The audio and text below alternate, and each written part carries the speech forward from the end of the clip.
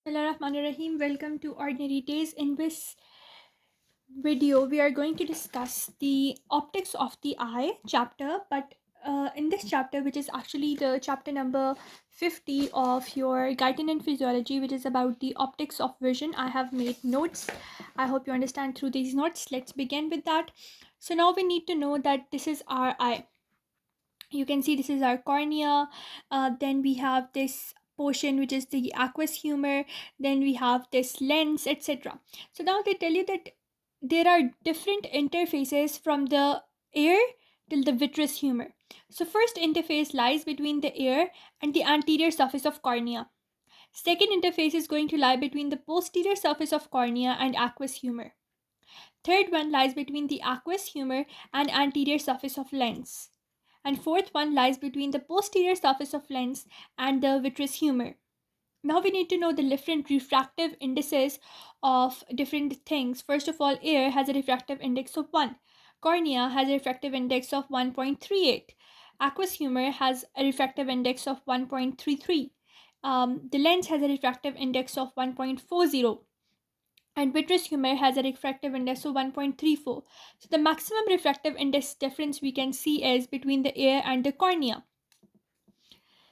So what is the concept of reduced eye? If we consider all these interfaces as one interface, if we all the refractive surfaces of the eye, they are added together algebraically and they are considered to be one single interface or one single lens, it is known as a reduced eye.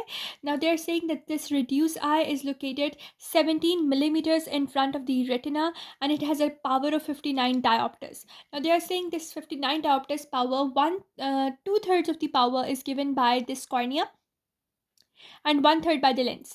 Two-third means like two-thirds of this 59 diopters, one-third is given by lens which is of 20 diopters. They are saying, why does this cornea give so much of the refractive surface or so much of the diopteric power? It is because the interface between the air and the anterior surface of cornea, it has a difference of 0.381 and 1.38. That is why. Now we can discuss about the lens of the eye. Lens of the eye is a biconvex lens, which is its curvature can also be increased or decreased by the process of accommodation. And what type of images are formed on our retina? So as you know that our eye has a lens which is a biconcave type of lens. So the images they are formed on the retina, they are inverted images and reversed images. For example, if you draw the lines over here, so image that will be formed, it will be inverted. For example, this is the arrow, so it will be inverted, it will be reversed from right side becomes the left side. But when the brain perceives this image, it perceives it as it is, like it perceives it, takes the inverted image, it corrects it, and we get a nice, sharp, focus object. Now we'll talk about the lens of the eye. As you know, this has eye elastic capsule, and within this capsule we have viscous proteinaceous fluid, which is transparent. Why is it transparent? Because the corneal fibers, the lens fibers, they are arranged in such a pattern that they do not obstruct the path flow of the light. So elastic capsule with viscous proteinaceous transparent fluid. Now they are saying when lens is in the relaxed form, when the suspensory ligaments are not pulling on the lens will be spherical, it will be fatter. But when there is tension, the suspensory ligaments are pulling it, then the lens will be flatter. Now they are saying, what is mechanism of accommodation? So this mechanism of accommodation actually means that the lens can change its diopteric power from 20 diopters to 34 diopters, from convex to very convex, and this is a difference of 14 diopters, which is maximum in the young age, but it gradually decreases. Now over here we can see two types of muscles which can be found. They are meridianal fibers of the muscles as well as the circular fibers. Now, the meridianal fibers, they actually extend from the suspensory ligament to the iridocorneal junction or corneoscleral junction. Whereas the circular fibers, they are circularly arranged around the suspensory ligaments and they have sphincter-like action. Both these muscles, whenever they are going to contract, what will happen? They are going to pull on the these type of ligaments, that whenever they're going to contract, the pull that is on the suspensory ligaments will decrease, the suspensory ligaments will relax, as a result of which this lens will relax. So this is the mechanism. So ciliary muscles contract, as a result of which suspensory ligament relax, and lens becomes spherical, more fatter, and when the lens becomes fatter, it has increased refractive power. Now they tell you about control of accommodation. So now actually this accommodation reflex is controlled by parasympathetic nerves. They're saying you when object is far away, the parasympathetic supply is less, but when object tries to come closer, the amount of the signals or parasympathetic impulses coming to the eye, they are increased, as a result of which the parasympathetic supply increases, and it goes via the ciliary ganglion and causes the contraction of ciliaris and sphincter ciliary muscles, or both these meridianal and circular fibers, as a result of which the suspensory ligament will relax and lens will become more fatter, which will allow us to easily view a near coming object. So now let's have a look at the afferent and efferent of the accommodation reflex pathway. So afferent of this pathway is shown in black. It shows that the fibers, they are going to come from the eye. They go by the optic nerve to the optic chiasm. From the optic chiasm, they go into this lateral geniculate body. From this lateral geniculate body, they go into visual cortex. From the visual cortex, they go into frontal eye field region. From the frontal eye field region to the Edinger-Westphal nucleus. This whole pathway, the nerve, the chiasm, the lateral geniculate body, the radiations, the visual cortex, the frontal eye field till the Edinger-Westphal, this is afferent pathway. Whereas efferent pathway is via the ciliary ganglion through the short ciliary nerves, which supplies the constrictor pupillae and ciliaris muscle. So this one was the whole accommodation pathway, and the major thing that you need to know is this nucleus, which is the Edinger-Westphal nucleus. Before the fibers that are reaching the Edinger-Westphal, they are afferent. The fibers which are leaving it, they are efferent. And parasympathetic supplies two muscles, ciliaris and constrictor pupillae muscles. This was the whole accommodation reflex, and whenever it is going to activate these two muscles, there will be a decreased pull on the contraction of the ciliary muscles will relax these suspensory ligaments, lens will become more fatter, and fatter lens has increased refractive power. Now we have a condition that is called a presbyopia, that is loss of accommodation in old age because of senile या age-wise degeneration of the lens proteins, as a result of which the lens becomes longer, it becomes thicker, it becomes less elastic. And they're saying that the diopteric power, which was 14 in a young person, it only becomes 2 in age of 45 to 50, and in 70 it becomes 0. It means that a person is constantly fixed on one place and they cannot view an object coming apart from their moving closer or going far away. So this is presbyopic lens, and the correction of this lens can be done by a bifocal. The correction of this type of disease can be done by bifocal lenses, in which the upper part is going to help us in far seeing and the lower part is going to help us in near seeing or in reading, etc. Now, what is the pupillary diameter? So what happens is actually that you have your lens. In front of the lens, you have this iris, and the space between the iris, it is known as the pupil. So whenever the iris is going to contract, it is going to increase the pupillary diameter. Whenever the iris is going to relax, it is going to decrease the pupillary diameter. So what happens? Iris actually adjusts the amount of the light that is entering our eye.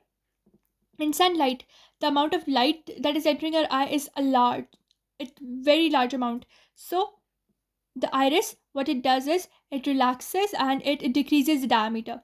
But when in darkness, the amount of light is very much low and we want maximum light to enter the eye. So in this situation, the iris contracts, and this pupil, it actually dilates in such a situation. And now the amount of light entering is directly proportional to the area or square of the diameter, and the pupil, it can be adjusted to as low as 1.5 millimeters to as high as 8 millimeters. It can be very much small to very large, from 1.5 to 8 millimeters. Now we have a concept of depth of the focus. They are saying that whenever the pupillary diameter decreases, the sharpness is increased. And when this sharpness increases, it causes the eyes to focus the images very much sharply on the retina. And when this diameter is very small, so if you're going to move very much far away from the object or close to the object, this displacement is not going to affect the image on the retina. But when this diameter is so big, the sharpness is very much less. What will happen if you will move a little bit away from the image, or a little bit you know towards the object? What will happen? That displacement is going to affect your image on the retina. So smaller the curvature, smaller the iris, smaller the pupil, what will happen due to it? The greater the depth of the focus, the greater the sharpness, and no effect of displacement. So this is all that is explained over here.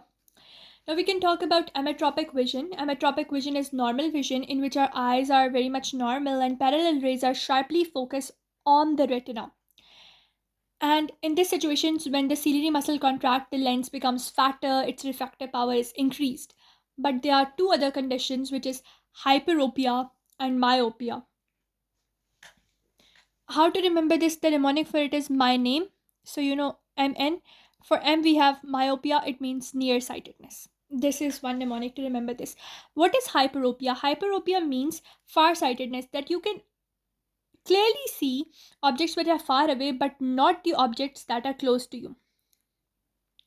In this situation, the eyeball is short, lens is weak, and image is formed behind the retina. You can see images formed behind the retina. So what type of lens you are going to use? You are going to use a lens with a converging power so that it can bring the image in front of the retina from here to here.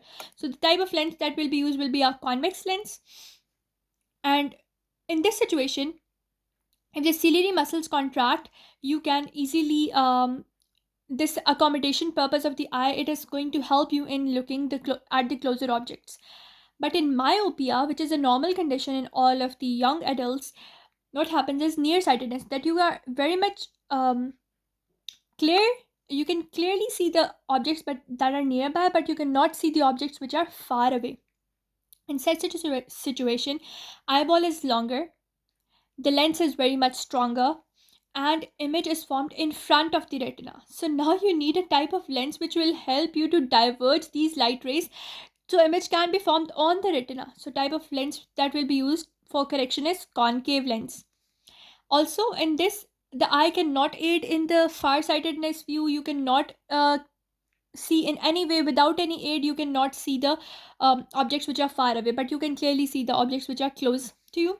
And there's a definite limit of far point of clear vision. Why is there a definite limit? A person can say that I can only see till a distance of 1 meter or 2 meter. I cannot see a distance more than that. So that is a definite limit of far point, which is only present in myopia, which is nearsightedness, in which you cannot see the objects which are far away. Now you have astigmatism. What is astigmatism? It is like irregularly shaped lens. In this type of irregularly shaped lens, the different planes or different lights which are coming to it, they are going to produce different images or different planes on the retina.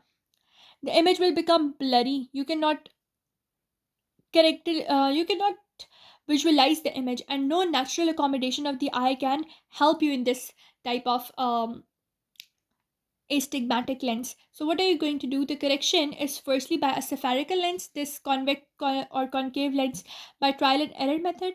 And second is what type of lens? This cylindrical lens. The cylindrical lens is going to help you in finding the axis. How do you find the axis? By using parallel black lines which are vertically displaced, horizontally displaced, and they are present at various angles. And the point at which maximum lights are visible, you take that point as the correct axis. So spherical lens for the strength, cylindrical for the axis, will help you to correct this astigmatic or irregularly shaped cornea lens. Now you have another condition, cataract. What happens in cataract? It occurs majorly in old people. you have cloudy or opaque appearance in the eye, in the lens. And why does this happen? Because the lens proteins, they become denatured, they become coagulated, and they are obstructing the pathway of the light to your retina.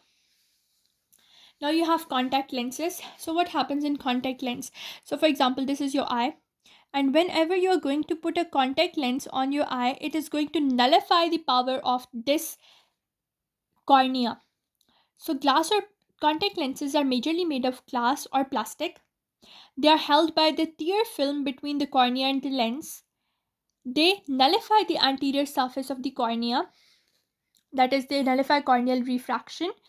They provide greater field of vision. You know, when you're wearing glasses, so you can only see through glasses, you cannot see upwards or downwards unless you bend. But with this type of lens, which is present just in front of your cornea, you have greater field of vision.